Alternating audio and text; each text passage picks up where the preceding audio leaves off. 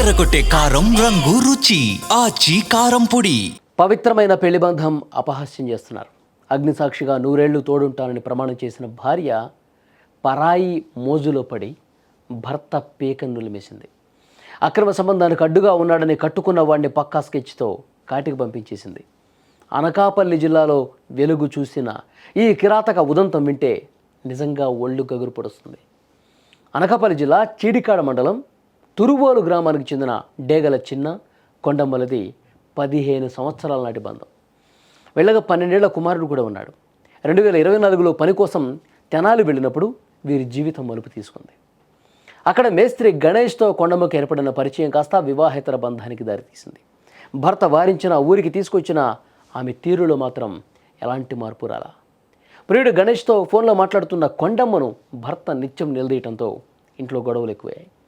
తన అక్రమ సంబంధానికి భర్తే అడ్డుగా ఉన్నాడని భావించిన ఆమె అతని ప్రాణాలతో ఉంచకూడదని నిర్ణయించుకుంది. ఈ విషయాన్ని ప్రియుడు గణేష్కి చెప్పడంతో అతను తన బంధువు శివకుమార్తో కలిసి హత్యకు ప్లాన్ చేశాడు.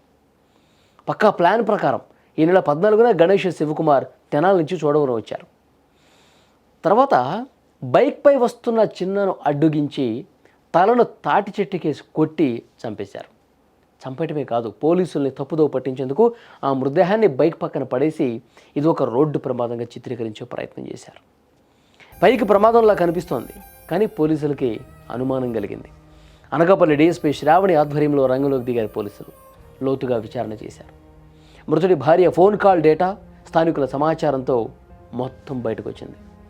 భర్తను రోడ్డు ప్రమాదంలో కోల్పోయానని నాటకమాడిన భార్యే మొత్తం ఈ హత్యకు సూత్రధారి అని తేలటంతో బంధువులు, కుటుంబ సభ్యులు, స్థానికులు షాక్ అయిపోయారు. ఇవాళ సమాజంలో ఇలాంటి ఘటనలు పెరిగిపోతున్నాయండి. ఎన్సీఆర్బీ గణాంకాల ప్రకారం దేశంలో జరుగుతున్న హత్యల్లో వివాహేతర సంబంధాలే ప్రధాన కారణం.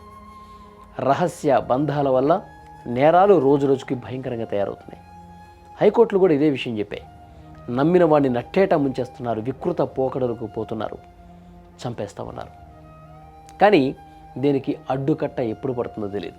Anakapalli district Anakapalli sub division లిమిట్స్లో Cheedikada police station, Kotapada circle Cheedikada police స్టేషన్లో ఇనీషియల్గా 304A సెల్ఫ్ యాక్సిడెంట్ కింద రిజిస్టర్ చేశాము ఒక క్రైమ్.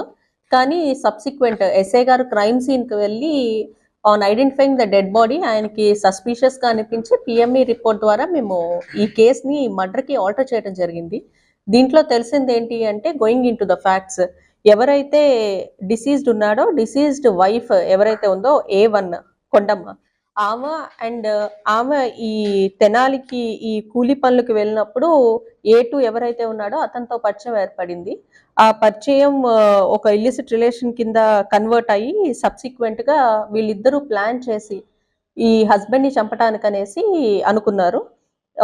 దీంట్లో భాగంగానే ఎవరైతే A2 ఉన్నాడో A3ని తీసుకుని, శివకుమార్ని తీసుకుని ఈ చీడికాడ పోలీస్ స్టేషన్ లిమిట్స్ కి వచ్చి భోగి రోజున ఈవిడితో కలిసి వెళ్ళి ఈ డిసీజ్డ్ ఎవరైతే ఉన్నారో అతన్ని ఈ తల తీసుకెళ్లి తాడి చెట్టుకు కొట్టి తాడుతో మెడ బిగించి చంపటం జరిగింది. తద్వారా అతను చనిపోయాడు. సబ్సిక్వెంట్ గా వీళ్ళిద్దరూ తెనాలి వెళ్ళిపోయారు. ఈ లేడీ ఇంటికి వచ్చేసి ఈ హస్బెండ్ కనిపించట్లేదు అని చెప్పి మనకి చెప్పడం జరిగింది. తద్వారా విలేజ్ ఎల్డర్స్ వీళ్ళంతా వెళ్ళి సర్చ్ చేస్తే ఈయన బై యాక్సిడెంట్ చనిపోయినట్టు ప్రొజెక్ట్ చేసింది. కానీ based on investigation and investigative facts ఇది ప్యూర్లీ మర్డర్ కింద మేము సస్పెక్ట్ చేసి ఈ A1, A2, A3ని మేము పట్టుకోవడం జరిగింది. చూశారుగా ఎలా చంపేశారు. కట్టుకున్న బంధం కంటే పరాయి మోజు మిన్నా అనుకుంటే చివరకు జైలు శిక్షలే మిగులుతాయి. పచ్చని సంసారంలో మూడో వ్యక్తి ప్రవేశం మృత్యువుకు ఆహ్వానం లాంటిది. ఈ ఘటన ఇంకోసారి ప్రూవ్ చేసింది. క్షణికావేశంలో చేసే తప్పులు ప్రాణాలు తీయటమే కాకుండా కన్నబిడ్డల భవిష్యత్తును కూడా అంధకారం చేస్తాయని ప్రతి ఒక్కరూ గ్రహించాలి.